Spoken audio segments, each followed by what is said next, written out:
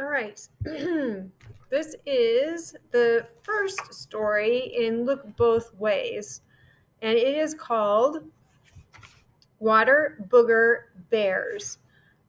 In front of it, it says Marston Street.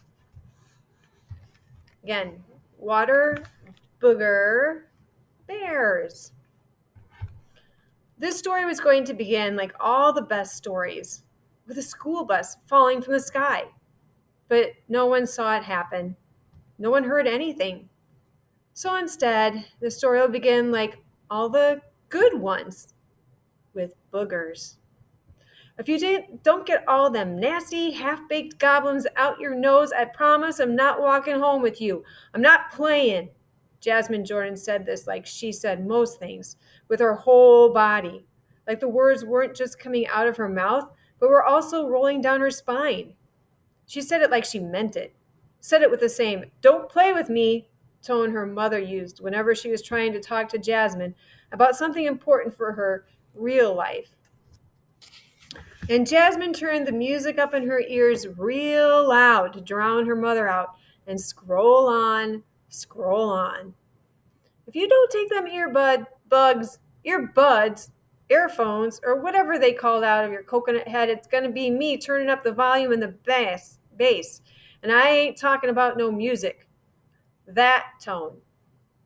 Jasmine's booger removal warning was aimed at her stuffy-nosed best friend, Terrence Jumper, TJ.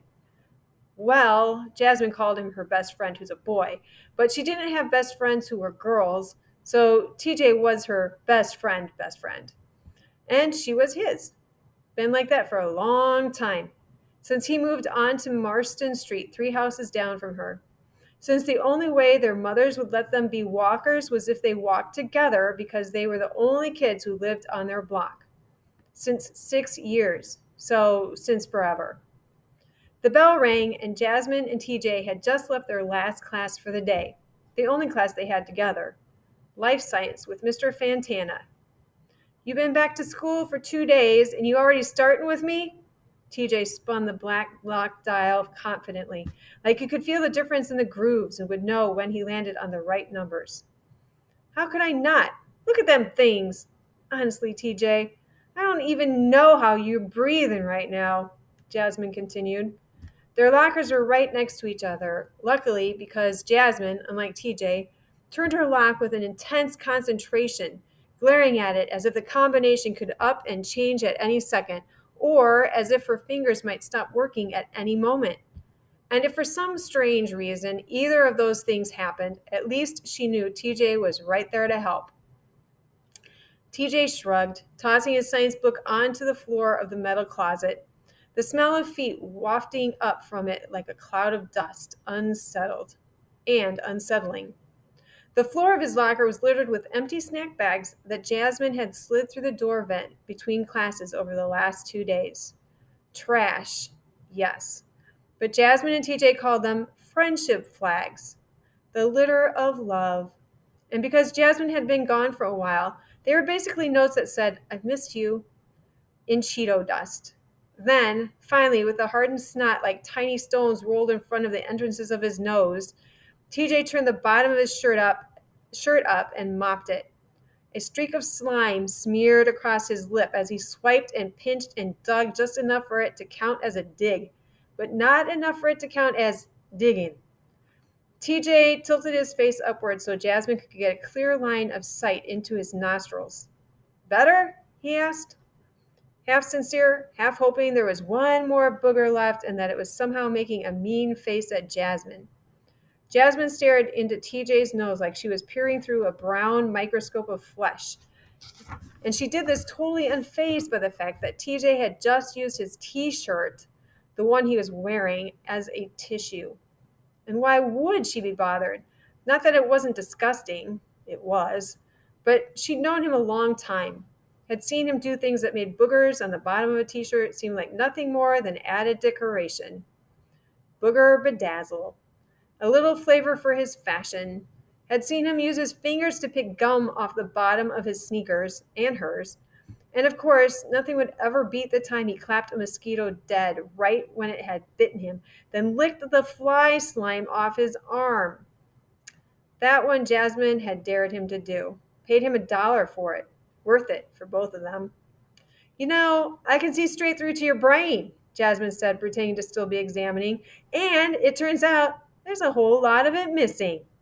She plucked TJ's nose. Psych, psych, psych, psych. Nah, you good. I guess I can be seen with you now. Whatever. Locker slam. I mean, we all boogers anyway. You might be a booger, locker slam. But me, I ain't no booger. That's what you think, TJ went on as they swapped backpacks. His was light. Jasmine's was packed with every class's textbook and all the world's notebooks. Makeup work. She could have carried it herself, but TJ was concerned about her back, about her muscles, because she was still recovering from the attack. They headed down the crowded corridor, noisy with sneaker squeaks and thick with end of day funk. See, I've been thinking about this. Boogers ain't nothing but water mixed with, like, dust and particles in the air and stuff like that. How you know? Jasmine interrupted. Knowing TJ, he could have heard this anywhere, like from Cynthia Sauer. Everybody called her Say So, who jokes 99.99999% of the time. Looked it up online once, TJ explained. Was trying to figure out why they so salty. Wait. Jasmine thrust a hand up, as if walling off the rest of TJ's words. You eat them? Come on, Jasmine. It ain't fair to hold my past against me. Dang. TJ shook his head. Now, if you don't interrupting, let me continue with my hypothesis. He broke hypothesis down into 4 fragmented words to put some spice on it. Hypothesis. So, boogers are basically water and dust. He put a finger in the air. And human beings are mostly water, right? Ain't that what Fantana said at the beginning of the year? Right. Okay, follow me. Every Sunday, when we be at church, they always be talking about how God made us out of dust, right? TJ and Jasmine went to the same church where they sang in the youth choir together. TJ always asked Mrs. Bronson, the choir director, to let him sing solos, even though his voice was all over the place. A set of wind chimes in a hurricane. And Jasmine's singing wasn't much better. Only difference was she knew it and would never think to ask for a solo. She loved to wear the graduation robes and harmonize and sway and clap, snuggling her voice into the others like drawer into dresser. Her mother always told her, holding a note is talent enough. Even though TJ couldn't hold a note, that definitely wasn't his talent. He could hold a conversation. So he continued, God making man from dust and blowing breath into his nostrils and all that, right? I guess. You think God breath stank? What? Never mind, probably not. TJ got himself back on track. So, if God made man from dust, and now, for some reason, man and woman, Jasmine tacked on, yeah, and woman, consist of mostly water, then basically we water and dust, right? TJ was waving his hands around like he was drawing some grand equation on an invisible board. Jasmine didn't say nothing, and she didn't need to for TJ to bring his theory home. Which means, TJ concluded, and Jasmine could practically see the drum roll behind his eyes. We all basically boogers. TJ wore satisfaction on his face like good lotion, and Jasmine wore confusion on hers like she'd been slapped with a gluey palm. Wrong, she clapped back. You ain't got to believe me, TJ said, holding the door for Jasmine as they finally made it out of the building. Oh, I don't.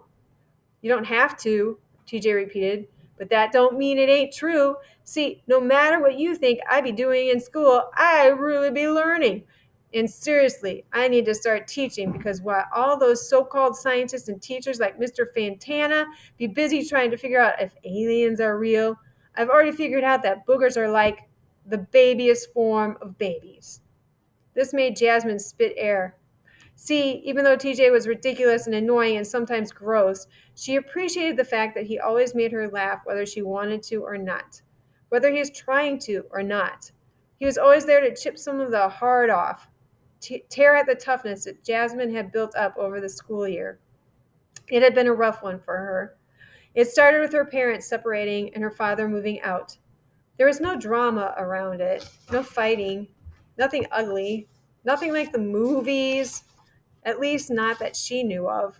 Just a really uncomfortable conversation at the kitchen table with her folks looking at her like she was an exotic fish in a sandwich bag, darting back and forth, while she squirmed in her seat as if her skin were too tight for her body. We love you very much.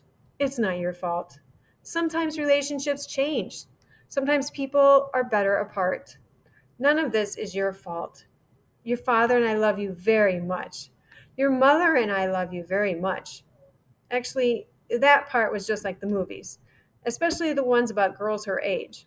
The kitchen table conference, the follow up knock knock on the bedroom door, the kid cussing at the dad, the mom saying, language, the weekend visits, the awkwardness of both parents asking if everything is all right over and over and over and over and over and over again. And that was just the first quarter. That was before she had her worst attack, and not an attack by someone else. She didn't get jumped or nothing. Instead, her body attacked itself. Jasmine had a blood disease since birth, sickle cell anemia, which can affect almost every part of the body, organs, joints, even vision. But for the most part, it hadn't given Jasmine any real problems.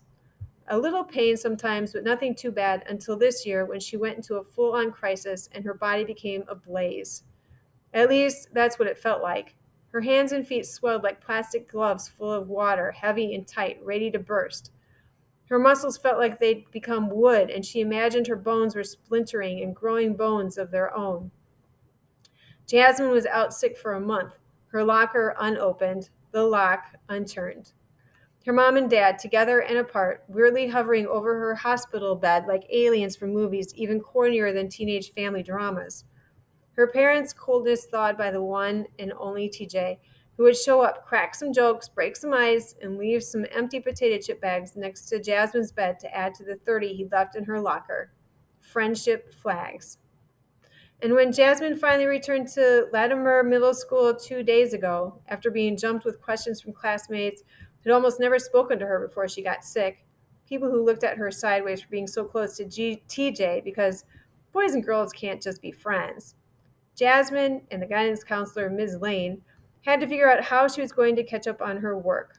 Couldn't do it while she was laid up because she could barely move. It hurt to hold a pen, hurt to turn a page, which was how she knew she wasn't a booger. Couldn't have been a booger. She wasn't gooey enough.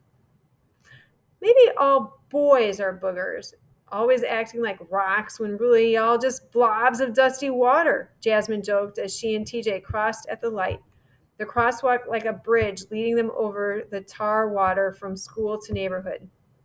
They turned down Portal Avenue, a route they'd taken hundreds of times, a route TJ had been forced to take alone for the last month. And even though Jasmine had been at school yesterday, her mother had been too nervous to let her walk on her first day back. So this was their first day walking home together again.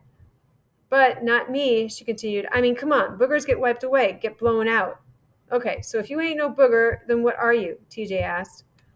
Jasmine shrugged. A girl. I'm me. Come on, Jasmine, work with me here. Now TJ was spreading his arms, talked with his body like an old street hustler trying to convince people that stolen goods are a steal. If you ain't no booger, but you had to be something else, what would you be? Jasmine thought about it as they turned left down Marston, a street lined with houses that her mother always said had been around for a long time. An old neighborhood. She'd ramble whenever they drove through newer, seemingly nicer communities where every house looked like the last house, like a choir of homes dressed in the same robes, turned the same way, singing the same melody in the same key, which makes for a boring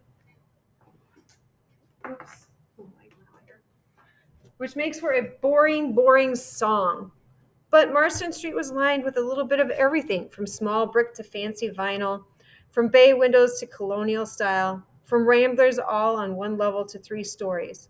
A fence here and there, a gate there and here, grass, gravel, blacktop, pavement, everything old enough to look lived in, to look tried on, old enough to be warm and worn by a generation or two, maybe even 3.